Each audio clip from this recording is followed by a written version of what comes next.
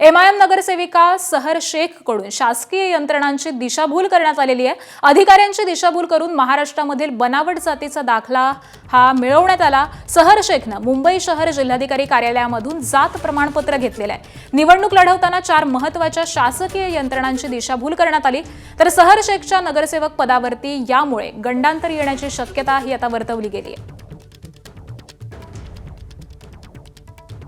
तर सहर शेखने मुंबई शहर जिल्हाधिकारी कार्यालयामधून जात प्रमाणपत्र हे घेतलेलं होतं।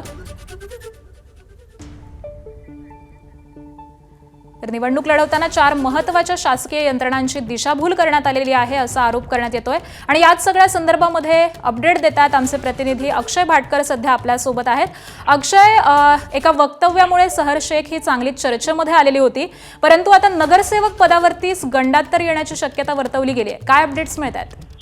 3 ते 4 वेगवेगळ्या गोष्टी ज्या आहेत त्या नियमानुसार नाही आहेत। जे फॉर्म युनिस शेख असेल किंवा त्यांची मुलगी सहर शेख आहे, या दोघांनी भरलेले होते। त्यांच्या फॉर्मवर अनेक ठिकाणी अनेक जी कागदपत्र आहेत ती बनावट आहेत असा आरोप जावेद सिद्दीकी यांच्या मार्फत करण्यात आला होता।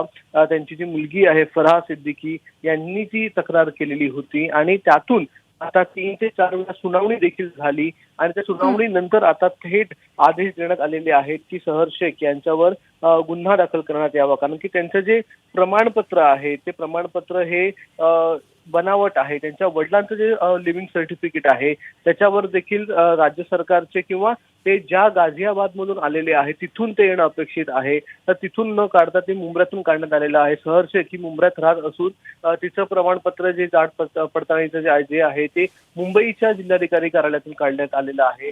आणि त्या सगळ्या प्रमाणपत्रांवर काही ठिकाणी छायाप्रत असल्या दाखल्याच्या शीर्षकात महाराष्ट्र शासन उल्लेखच नाही आहे, तर काही ठिकाणी उपविभागीय अधिकाऱ्यांची स्वाक्षरी नाही आहे। अशा वेगवेगळ्या त्रुटी आढळलेल्या आहेत आणि तरी देखील त्यांचा फॉर्म जो आहे तो निवडणूक निर्णय अधिकाऱ्यांनी एक्सेप्ट केला होता। तो एक्सेप्ट करून त्या जिंकून देखील आले हे दोघे जण आणि त्यानंतर आता या ज्या त्रुटी आहेत त्या समोर आलेल्या आहेत, त्या संदर्भात तक्रार करण्यात आल्याच्या नंतर आता गुन्हा दाखल करण्याची प्रक्रिया जी आहे ती करण्यास सांगण्यात आलेली आहे। त्यामुळे दोघांच्या म्हणजे युनिस शेख वडील आणि मुलगी सहर शेख या नक्कीच, त्यामुळे आता या संदर्भामध्ये पुढे काय होतं हे पाहणं महत्त्वाचं ठरणार आहे। धन्यवाद अक्षय या सगळ्या सविस्तर माहितीसाठी।